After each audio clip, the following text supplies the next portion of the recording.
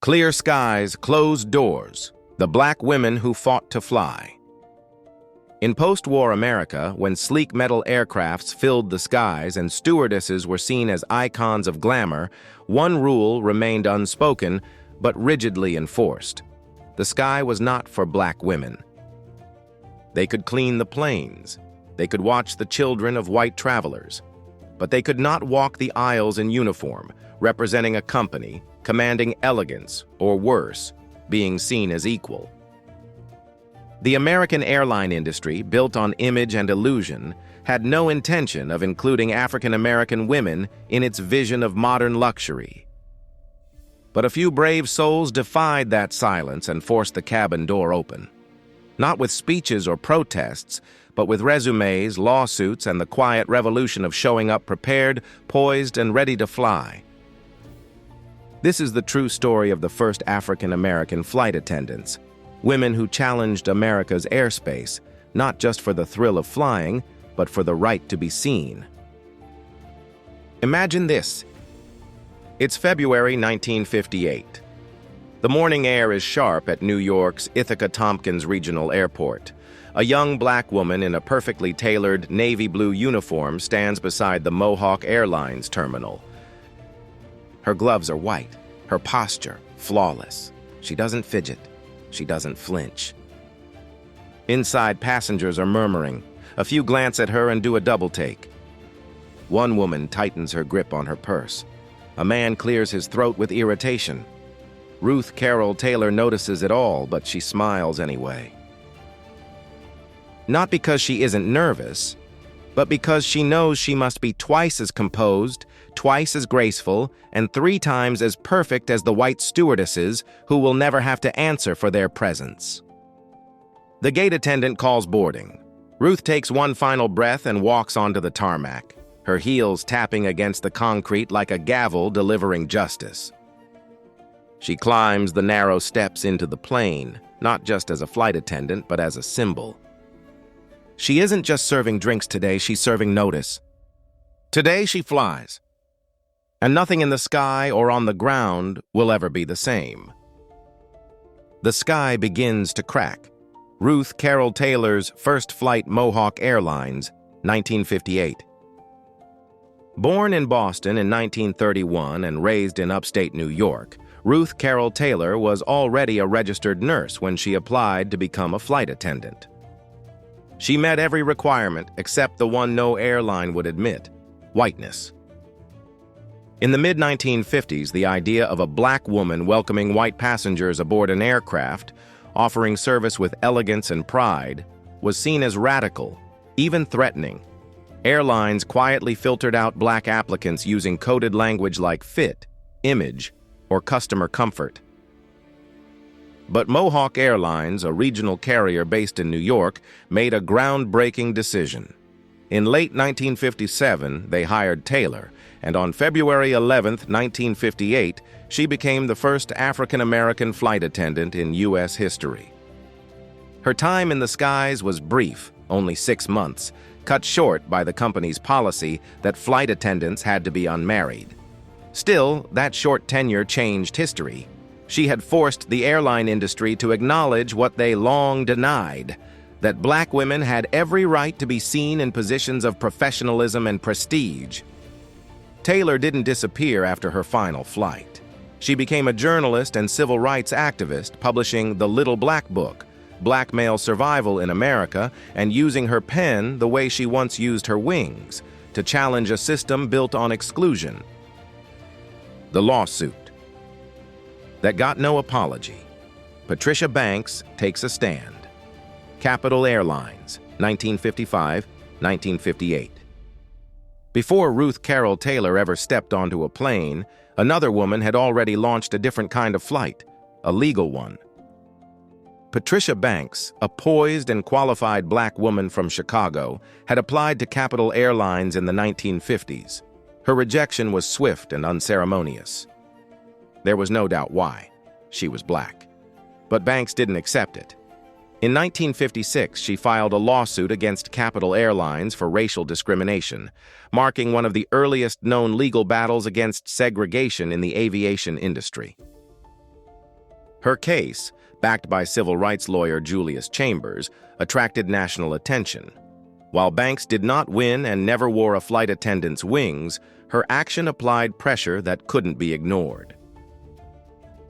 She exposed an industry that was quietly enforcing Jim Crow in the sky and helped create a legal precedent for future applicants.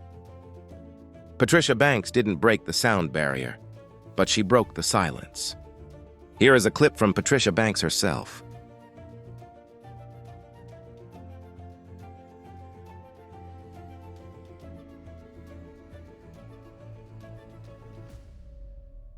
I was in high school, graduated from high school, went to Queens College, and I saw an article in a newspaper of the Grace Downs Air Career School. And I said, this sounds interesting. I can travel and get around and be a flight hostess. So I enrolled in the Grace Downs Air Career School, and it was like a 3 or 4 month training program. Very intense training program. I enrolled in that and got 95s and got good grades. Knowing I was the only black in the school at the time, I'm saying, well, you really got to stick to the books and do well here. And when I graduated, I began to have interviews. I was interviewed by TWA, Mohawk, and Capital, and I never got a response. And I'm wondering, well, what's going on? You know, I got these 95s, I was fairly an attractive young woman. What was going on? And every time I would ask, no one would say anything. And finally one day, I'd stopped by the school and I was coming out, and one of the chief hostesses from Capital, she saw me and she said, Pat, she said, I can't stand to see you go through this anymore. She said, the airline does not hire Negroes. We were called Negroes back in the 50s. She said, they don't hire Negroes. And personally, I could not believe that this was going on in New York. It really never came to me that New York was just as racist as the South. I grew up when the South was having such terrible problems, so I had a thing inside of me that this just can't be, not in New York. It was emotionally upsetting. But then I vowed, okay, you're not gonna do this to us. I'm not gonna let you do this. And I decided I was gonna go with it all the way. I didn't care how long it took, and whether it was me that got hired or somebody else, somebody was gonna get hired. So the minute that she told me, I went home and I had a family friend, Fred Weaver, who was Commissioner of Housing, and we used to call him Pop. And I called Pop up, I said, would you believe they don't hire Negroes in the airline industry? He said, we'll take care of that. So he referred me to Adam Clayton Powell. So I went to see Adam Clayton Powell. He referred me to the State Commission Against Discrimination. At the time, it's now Human Rights. And obviously, there had been another black woman who had filed a complaint, but it just doesn't seem as if anybody really carried it through.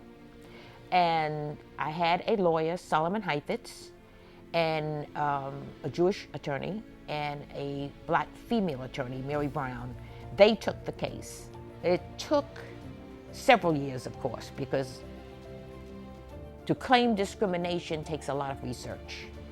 They researched many, many airlines, including Mohawk, TWA, Capital, United, and a few others, and found that there had been no hiring of blacks in flight to that date. They were just ground crews. So they researched it. It took a couple of years to research it. And during that time, of course, I was called many times to ask me questions. It was a long waiting period, frustrating because it just kept going on. And while that's going on, I had to go on with my life. So I was in college trying to finish and get my degree. And then they called me one day and said, we're going to court.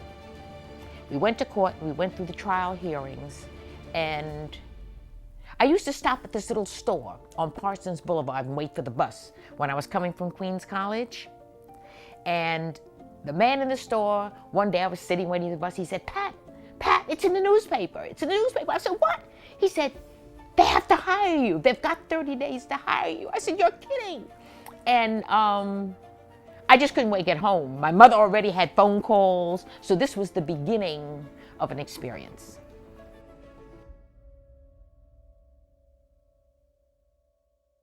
I was very, very excited and very happy about it.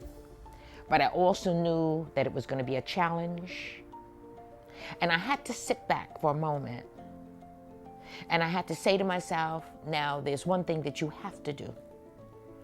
And I had to say to myself, you're going to take your inner mind and uncloud it and open it and put it on a broad plane. That I had to polish my intellect and my mind to the point. Breaking through at 30,000 feet, Jane Dorsey at American Airlines 1963, a new kind of turbulence. By 1965, the Civil Rights Act had passed, making it illegal to discriminate based on race in hiring. But change came slowly, especially to image-conscious industries like aviation. Joan Dorsey at American Airlines, a flight into history. When Joan Dorsey joined American Airlines in 1963, she became the first African-American flight attendant hired by the company and one of the first to be embraced by a major international carrier. It wasn't just her charm or competence, it was her perseverance. Unlike regional carriers, national airlines had dragged their feet even after the Civil Rights Act. But Dorsey's hire marked a turning point. She carried herself with unmatched professionalism and went on to make history again when she became the first African-American promoted to a supervisory position within flight services at American Airlines. Flying while black, the hidden burdens of the job. Airlines sold an image, one of soft smiles, polished nails, and grace in the sky. But for black women, becoming a flight attendant meant navigating turbulence on the ground. Even after integration, airlines limited their assignments. Black flight attendants were often sent on less desirable routes or shifts. They had to be flawless in every interaction, knowing one complaint could mean termination, not just for them, but for the future of anyone who looked like them. These women weren't just professionals. They were diplomats, activists, and symbols. They knew their presence made passengers uncomfortable, but they also knew that flying while black was not about seeking comfort. It was about demanding visibility. The flight continues, legacy and recognition. Today, African-American flight attendants are a vital part of the airline industry, but their road into the profession was paved with courage and loss. Ruth Carol Taylor, Patricia Banks, Joan Dorsey. Their names deserve a place in textbooks, not just company newsletters. Organizations like the Black Flight Attendants of America, BFAOA, and the Organization of Black Aerospace Professionals, OBAP, keep their legacy alive. They mentor, they advocate, and they remind the world that black history isn't just about what happened on the ground, it happened in the skies too. Because of these women, the skies are more inclusive, but only because they refuse to accept closed doors in a world built on flight. They flew for all the women who were told to sit down. They soared so the next generation could take off. Scope News sources. Scope News tells the truth. Here are the facts. This report draws from verified archives and primary accounts, including New York Times and Washington Post interviews with Ruth Carol Taylor, Jet Magazine's 1965 profile on Brenda Cowan, and Smithsonian's African Americans in Aviation Oral History Project. Patricia Banks's legal challenge is documented through the NAACP Legal Defense Fund and covered in mid-1950s national legal briefs. Additional verification provided by the Organization of Black Aerospace Professionals and the Black Flight Attendants of America. Legal disclaimer.